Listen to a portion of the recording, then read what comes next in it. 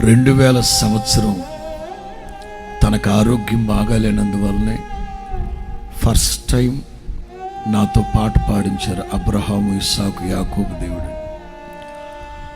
ఆ తర్వాత 2004వ సంవత్సరం బోన్ క్యాన్సర్ వచ్చింది ఆయనకి. అప్పుడు కూడా దాదాపు 22 ఏళ్ల క్రితం. అప్పుడు కూడా మరణ పంచుల వరకు వెళ్ళిపోయాడు, చిన్న వయసు. అప్పుడు కూడా దేవుడు కనికరించాడు.